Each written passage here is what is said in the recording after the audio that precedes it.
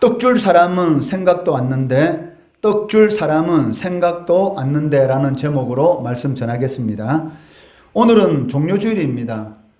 종료주일은 예수님께서 만왕의 왕으로서 예루살렘에 입성하실 때 많은 무리들이 자기들의 고독과 종려나무 가지를 베어 길에 펴고 흔들면서 호산나 다윗의 자손이여 라고 환호했던 그날을 기념하는 주일입니다. 그리고 내일 월요일부터 토요일까지 한 주간이 고난주간입니다. 고난주간은 예수님 생애의 마지막 주간이고 이 주간에 예수님의 십자가의 사건이 있었습니다. 그렇기 때문에 이번 한 주간은 주의 고난당하심과 죽으심 그리고 주의 은혜를 기리면서 특히 경건하게 지내는 주간이다라고 할 수 있을 것입니다. 사람이 무엇을 기대한다라는 것은 좋은 것입니다. 왜냐하면 기대라는 것은 사람의 가슴을 설레게 만들고 활력 있게 만들기 때문입니다. 마찬가지로 성도들도 주님께 여러 가지 기대를 합니다. 하지만 그러한 성도들의 모든 기대들이 다 성경적인 것은 아니라는 것입니다. 오늘 본문에 등장하는 제자들과 무리들도 예수님께 많은 기대를 하고 있습니다. 그들의 기대는 예수님이 다윗과 같은 메시아로서 로마의 압제로부터 이스라엘이 고통받고 있는데 그 고통에서 이스라엘을 해방시키고 다윗의 왕국과 같은 메시아로서의 그러한 역할을 기대하고 있었다는 것입니다. 그러나 예수님은 제자들과 무리들의 기대와는 전혀 다른 그 정치적인 메시아로서 이 땅에 오신 분이 아니라는 것입니다. 마찬가지로 오늘 이 시대를 살아가는 우리 성도들도 이 제자들과 그리고 예루살렘 성의 무리들처럼 하나님의 뜻과는 전혀 다른 그러한 기대를 주님께 할 때가 너무나 많다는 것입니다. 예수님은 예루살렘 입성을 앞두고 감람산 벳바게와 베다니에서 제자 둘을 보내면서 아무도 타보지 않은 나귀 새끼를 끌고 오라라고 명령하고 계십니다. 1절 2절 말씀해 보시면 그들이 예루살렘에 가까이 와서 감람산 벳바게와 베다니에 이르렀을 때에 예수께서 제자 중 둘을 보내시며 이르시되 너희는 맞은편 마을로 가라. 그리로 들어가면 곧 아직 아무도 타보지 않은 나귀 새끼가 매어 있는 것을 보리니 풀어 끌고 오라라고 말씀하고 계십니다. 예수님의 이 명령은 그 제자들의 입장에서는 상당히 당황스러운 명령입니다. 왜냐하면 우리가 상식적으로 생각해 보더라도 어떤 지역에 가면 나귀 새끼가 있을 것인데 그 나귀 새끼 주인에게 내가 이러한 말을 해놨으니 그 나귀 새끼를 끌고 오면 된다라고 이렇게 말을 하셔야 됩니다. 그런데도 불구하고 전혀 그런 말씀도 없이 그냥 무턱대고 매어 있는 나귀 새끼를 끌고 오라라고 말을 하니 제자들의 입장에서는 상당히 황당한 그러한 말씀일 수밖에 없다는 것입니다. 혹 나귀 새끼를 함부로 끌고 오다가 도둑으로 몰려서 돌에 맞는 그런 이 고충을 당할 수도 있다는 것입니다. 그러나 황당한 이 예수님의 명령이지만 제자들은 그 주님의 명령에 어떤 불평, 불만 또 토를 단지 않고 그 명령에 순종하는 그러한 모습을 볼 수가 있습니다.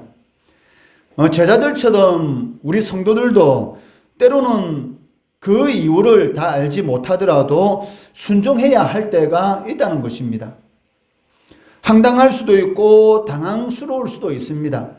하나님께서 우리들에게 하시는 그 말씀 또 그러한 명령들이 내 삶과는 너무나 터무니없는 그러한 명령으로 주어질 때가 있고 도무지 이해되지 않는 그러한 말씀으로 우리들에게 주어질 때도 있다는 것입니다.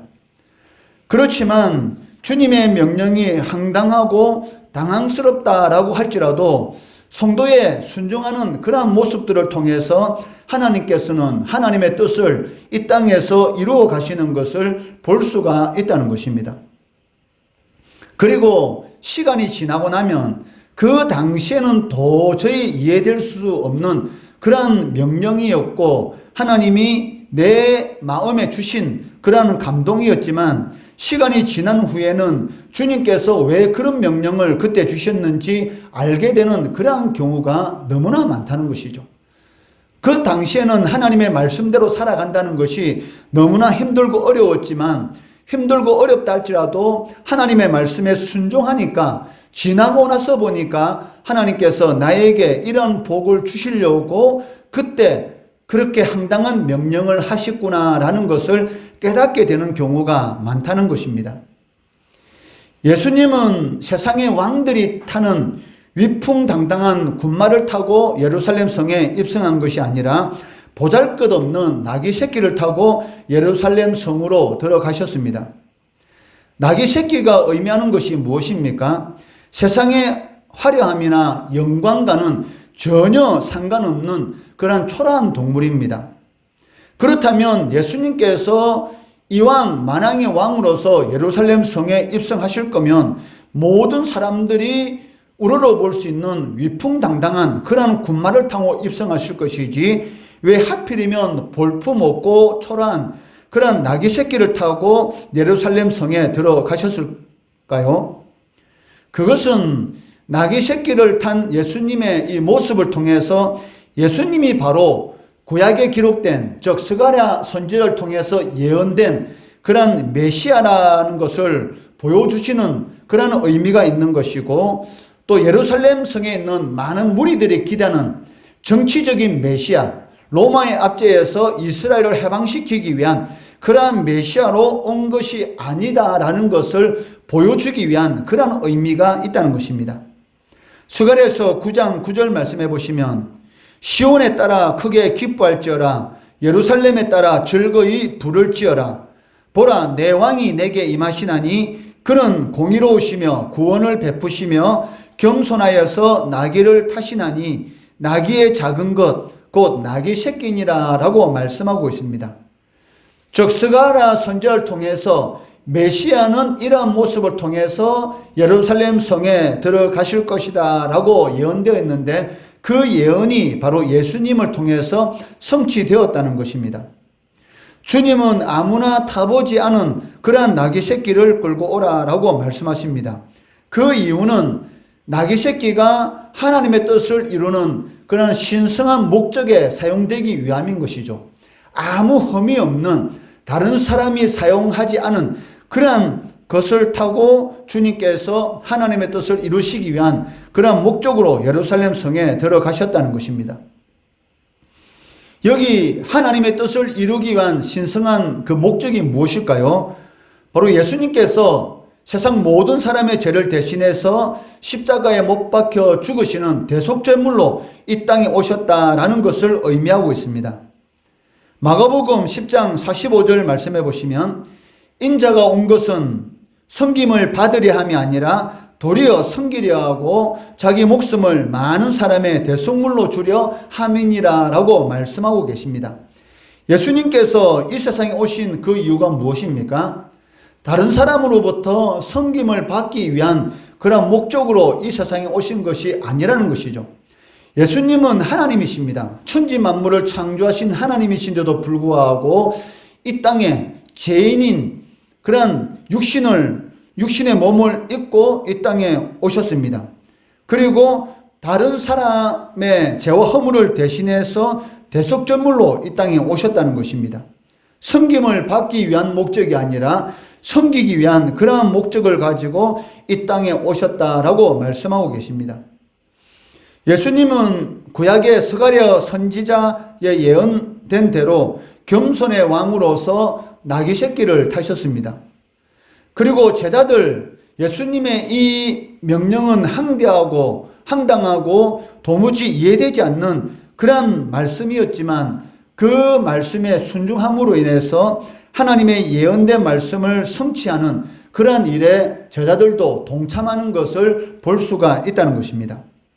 4절 6절 말씀해 보시면 제자들이 가서 본즉 나귀 새끼가 문 앞 거리에 매어 있는지라 그것을 푸니 거기 서 있는 사람 중 어떤 이들이 이르되 나귀 새끼를 풀어 무엇을 하려느냐 하매 제자들이 예수께서 이르신 대로 말하되 이에 허락하는지라 라고 기록하고 있습니다. 황당한 주님의 말씀에 제자들이 토를 달지 않고 순종했을 때에 바로 하나님의 일에 동참하는 그런 역사를 제자들도 체험하게 되었다는 것입니다. 이것을 통해서 우리들이 무엇을 알 수가 있습니까? 하나님의 말씀에 순종하면 자신도 모르는 사이에 하나님의 역사에 동참하는 그런 일을 이루게 된다는 것입니다. 순종이 제사보다 낫다라는 그 말씀의 의미가 무엇입니까? 그러니까 하나님의 말씀에 순종할 때에 자신도 모르는 사이에 하나님의 역사를 이루는 그러한 일에 동참하는 그러한 은혜를 잊게 된다는 것입니다. 하나님은 세속적인 영광을 나타내기 위해서 이 세상에 오신 분이 아니라는 것입니다. 예수님께서는 하나님의 뜻을 이루시기 위해서 하늘의 미랄처럼 이 땅에서 죽으심으로 인해 천하 만민을 구속하는 그러한 역사를 이루셨다는 것입니다. 요한복음 12장 24절 말씀해 보시면 내가 진실로 진실로 너희에게 이르노니 하늘의 밀이 땅에 떨어져 죽지 아니하면 하늘 그대로 있고 죽으면 많은 열매를 맺느니라 라고 말씀하고 계십니다. 밀이 땅에 떨어져서 그대로 있으면 열매를 맺을 수가 없죠. 당연히 그 하늘의 밀이 갈라지고 깨어지는 그런 고통을 통해서 많은 열매를 맺게 된다는 것입니다. 그렇기 때문에 그리스도께 속한 사람, 저 그리스도인이라는 이름을 가진 성도들도 세속적인 그러한 영광을 추구하면 안 된다는 것입니다. 다른 사람들에게 인정받는 것을 중요시 여기고 그리고 다른 사람에게 영광을 얻는 그러한 것을 추구할 것이 아니라 하나님의 뜻을 이루는 그러한 자리로 나아가야 한다는 것입니다. 나귀 새끼를 끌고 온 제자들은 자신의 겉옷을 벗어서 그 위에 얹었습니다. 7절 말씀해 보시면 나귀 새끼를 예수께로 끌고 와서 자기들의 겉옷을 그 위에 얹어 놓음에 예수께서 타시니라고 기록되어 있습니다. 이러한 제자들의 행동, 자신의 겉옷을 벗어서 나귀 새끼 위에 얹는 그러한 모습을 통해서 우리가 짐작할 수 있는 것은 이러한 제자들의 마음속에 다분히 세속적인 어떤 예수님에 대한 기대를 가지고 있구나라는 것을 짐작할 수가 있습니다. 이것을 우리가 어떻게 알 수가 있습니까? 예수님께서 예루살렘으로 올라올 때에 제자들이 끊임없이 다투는 그런 내용이 있습니다. 그 내용이 무엇이냐면 예수님께서 예루살렘에 올라가면 왕이 될 건데 나는 우의정이 될 거고 너는 좌의정이 될 거고 너는 영의정이 되고 한 자리씩 맡아서 우리가 큰 일을 해야 되겠다라는 그러한 떡줄 사람은 생각도 않는데 김칫국도 맞히는 그러한 일 때문에 제자들끼리 서로 싸우는 그러한 일들이 있었다는 것입니다. 마가복음 10장 35절에서 37절 말씀해 보시면 세베대의 아들 야고보와 요한이 주께 나와 여짜오되 선생님이여 무엇이든지 우리가 구하는 바를 우리에게 하여 주시기를 원하옵나이다. 이르시되 너희에게 무엇을 하여 주기를 원하느냐 여짜오되 주의 영광 중에서 우리를 하나는 주의 우편에 하나는 좌편에 앉게 하여 주옵소서라고 말하고 있다는 것이죠. 예수님께서는 그 예루살렘 성에 올라가게 되면 내가 십자가에 못 박혀 죽게 될 것이다 라는 그런 말을 반복적으로 하고 있는데 제자들의 귀에는 그 예수님의 십자가의 죽음에 대한 그 말씀은 전혀 들어오지 않습니다. 왜? 마음은 이미 콩밭에 가 있다는 것이죠. 이미 자신들의 머릿속에는 예수님이 예루살렘 성에 올라가면 왕이 될 것이다 라는 그런 생각을 가지고 있기 때문에 자신들이 좋은 자리에 앉아서 큰소리 치겠다라는 그런 기대만 가지고 있다는 것입니다. 그런데 야고보와 요한의 이 말을 듣고 다른 10명의 제자들도 화를 냅니다. 마가복음 10장 41절 말씀해 보시면 열 제자가 듣고 야고보와 요한에 대하여 화를 내거든. 왜 화를 냅니까? 너희들이 뭔데 주님의 오른편 왼편 좋은 자리를 너희들끼리만 나누어 가지려고 하냐? 우리도 좋은 자리에 앉아야 되겠다라고 하면서 그 말에 대해서 시기하고 질투하고 화를 내고 있는 그러한 모습을 볼 수가 있다는 것이죠. 예수님은 이처럼 예루살렘 성의 왕이 되기 위해서 예루살렘 성에 들어가는 것이 아니었습니다. 그런데도 불구하고 이들은 우리나라 속담에 있는 것처럼 떡 줄 사람은 생각도 않는데 무엇부터 마시고 있습니까? 김칫국부터 마시고 있다는 것입니다. 예수님의 꿈은 제자들이 기대하는 그런 꿈이 아니었습니다. 예수님의 꿈은 무엇입니까? 바로 하나님의 말씀에 순종해서 십자가에서 세상 모든 사람들을 위해서 대속제물로 죽는 것이었습니다. 그런데도 불구하고 제자들의 꿈은 예수님의 꿈하고는 전혀 반대인, 전혀 다른 꿈을 꾸고 있다는 것입니다. 예수님을 환호하는 많은 무리들도 제자들과 마찬가지로 김칫국부터 마시는 그러한 모습을 볼 수가 있습니다. 예수님께서 예루살렘 성에 입성하실 때에 많은 사람들이 세상의 화려한 군왕처럼 예수님을 맞이하고 있습니다.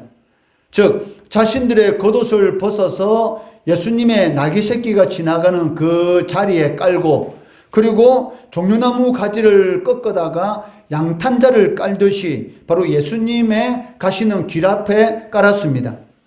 8절 말씀해 보시면 많은 사람들은 자기들의 겉옷을 또 다른 이들은 들에서 벤 나무 가지를 길에 펴며 저 예수님을 왕으로서 맞이하는 것을 볼 수가 있는데, 무리들의 이러한 행동은 바로 제자들의 가지고 있었던 그러한 똑같은 기대를 예수님에게 가지고 있었다라는 것을 알 수가 있다는 것이죠. 그들은 예수님을 향해서 열렬하게 환호하면서 소리 지르고 있습니다. 9절 10절 말씀해 보시면 앞에서 가고 뒤에서 따르는 자들이 소리 지르며 호산나 찬송하리로다. 주의 이름으로 오시는 이여 찬송하리로다. 오는 우리 조상 다윗의 나라여 가장 높은 곳에서 호산나 하더라 라고 기록되어 있습니다. 이들은 마음껏 예수님을 환호하고 그리고 소리 지르며 맞이하고 있습니다. 이들의 기대는 무엇입니까? 예수님께서 이제는 무너진 다윗의 왕조를 회복하게 될 것이고 로마의 압제에서 고통받고 있는 이 나라를 해방시켜 줄 것이다 라는 그러한 정치적인 왕으로서의 기대를 하고 있다는 것이죠. 즉 다윗 시대와 똑같이 정치적으로 경제적으로 이스라엘이 어마어마한 부흥의 역사가 일어날 것이다 라는 그런 생각을 하고 있다는 것입니다. 그렇지만 이러한 무리들의 기대는 예수님이 이 땅에 오신 목적과는 전혀 상관이 없는 그러한 기대였다는 것입니다. 혹시 여기에 있는 우리들도 제자들과 무리들처럼 떡 줄 사람은 생각도 않는데 김칫국부터 마시는 그러한 잘못된 기대로 신앙생활을 하고 있는 것은 아닌가? 이 시간 말씀을 들으면서 한번 생각해 보기 원합니다. 예수님이 이 땅에 온 것은 섬김을 받기 위해서 오신 것이 아닙니다. 하나님의 나라를 섬기기 위해서, 하나님의 교회를 섬기기 위해서 이 땅에 오신 것이지 섬김을 받으려고 이 땅에 오신 것이 아니라는 것입니다. 예수님은 우리의 세속적인 그러한 필요를 채워주시기 위해서 이 땅에 오신 것이 아니라는 것입니다. 물론 성도가 하나님의 말씀에 순종하는 그러한 삶을 살아가게 되면 하나님께서 우리들에게 필요한 그러한 풍성한 복을 주십니다. 하나님의 말씀으로 성도들이 살 것이지만 떡도 필요하다는 것을 아시기 때문에 때에 따라서 우리에게 필요한 떡도 주신다는 것이죠. 사람이 떡으로만 살 것이 아니요 하나님의 말씀으로 살 것이니라 라고 하나님께서 말씀하셨는데, 떡으로만 살 것이 아니요, 이 말의 의미가 무엇입니까? 우리 사람들에게 떡도 필요하다는 것 하나님께서 이미 알고 계시죠. 그렇기 때문에 하나님의 말씀에 순종하는 삶을 살아가면 때에 따라서 우리의 모든 필요한 것들을 공급해 주시고 채워 주신다는 것이죠. 이것은 이 자리에 서 있는 목사도 지금까지 체험을 했고 여러분들도 그러한 체험을 많이 해보셨을 것입니다. 그렇지만 이러한 것들은 부수적인 것입니다. 하나님께서 우리의 삶에 필요한 것들은 부수적인 것이지 주님께서 이 땅에 오신 목적이 아니라는 것입니다. 그렇기 때문에 성도는 예수님이 군마가 아닌 나귀 새끼를 타고 예루살렘 성에 입성하신 그런 의미가 무엇인지를 항상 깨닫고 기억해야 한다는 것입니다. 제자들과 무리들은 예수님께 정치적인 영웅, 그런 영웅을 기대하고 있었습니다.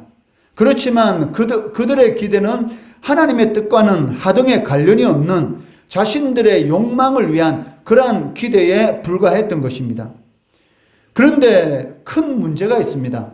이러한 잘못된 기대는 결국은 잘못된 욕망을 낳게 되고 그러한 결과는 잘못된 결과를 낳게 된다는 것입니다.